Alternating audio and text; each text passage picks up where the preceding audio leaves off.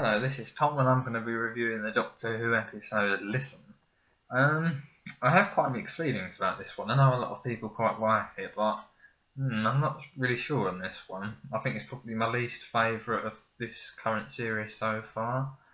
I mean, there were some very good bits in it. I thought some of Capaldi's lines were really good. I thought it was really creepy.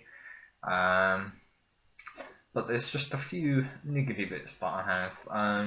For example, Danny and Clara in the restaurant. It was very sort of backwards and forwards. They were sort of friends one minute, arguing the next, and it all seemed really sort of rushed and quite quick to me.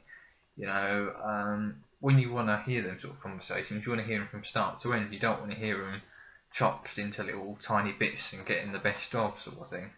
My main issue was at the end when Clara, well, we presume she's seeing a young Doctor, and I just thought, it's supposed to be time locked, or is it just Clara so impossible she can just pretty much jump into anywhere she wants in the Doctor's life? And this is one of the big issues I have with the show like this, that Clara seems to be sort of so important, and she's had such a big impact on her life. It's not just the new series, but they're trying to say that she's had this current sort of thing where she's been through the whole of the Doctor's history, helping him out here and there, and I just don't like that. It sort of makes the old stuff seem sort of really cheap, because I'm not really keen on Clara. If it was another companion, if it was someone like Sarah Jane or even Rose, I think people would prefer that more. I certainly would. Someone who's more important to the Doctor. I don't think Clara doesn't seem important to the Doctor. He's not in love with her. I don't know. They don't seem the greatest of friends. He sort of just seems to turn up and take her off to places. I don't think the chemistry between Clara and the Doctor's still really been developed properly. Even with Amy and Rory, I think the friendship and the characterisation was a lot better than with Clara. I don't know. Sometimes you can look at a companion and describe the way they are, and I can't do that with Clara. She's just kind of there really, and I'm getting to the point where I'm not really paying attention to what she's doing. I'm just paying attention to Peter Capaldi, because he seems to be the stronger actor, the stronger character. I don't know. I'm not really into Clara. I don't really get why some people like her, but that's their thing. Everyone's got a different opinion. But yeah, it was a bit weird that Clara suddenly knew that was the barn that the Doctor was in Day of the Doctor. I thought that was a bit weird. It looked very, very different to me.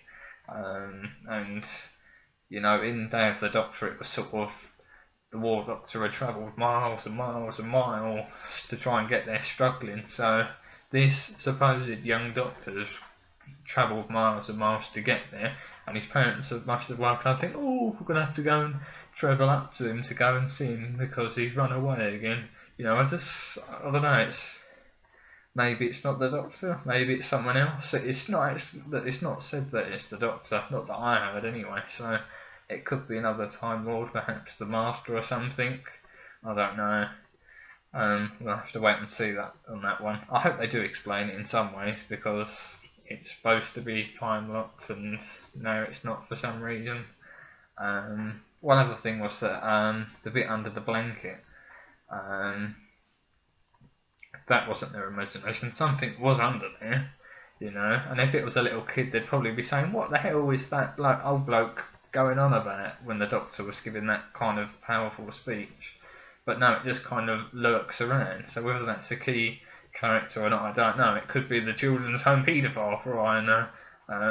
But I don't know. It seems a bit weird. Something was definitely there, and sort of Clara sort of said, "Oh, maybe it's in her mind," and it was sort of the Doctor passed it off quite easily and quite quickly, despite the fact there was something there under the sheet and it was moving towards them. And I don't know. It seemed a bit weird that he kind of passed that by, because the Doctor's always been curious and tempted to even look, so I don't know. Yeah, maybe we'll get some kind of explanation about that later on. But yeah, I thought it was I thought it was quite creepy and quite effective. I found myself looking around the room quite a lot that night, and a bit difficult to sleep with that one. So definitely on the creep factor, probably the creepiest one I've seen. I thought it was worked really well. There was one moment where the 12th Doctor did a speech and the hairs on my arm stood up. I quite like that. I've not had that in a while, so those parts were good, but still very mixed on this episode and probably my least favourite so far. But thanks for listening.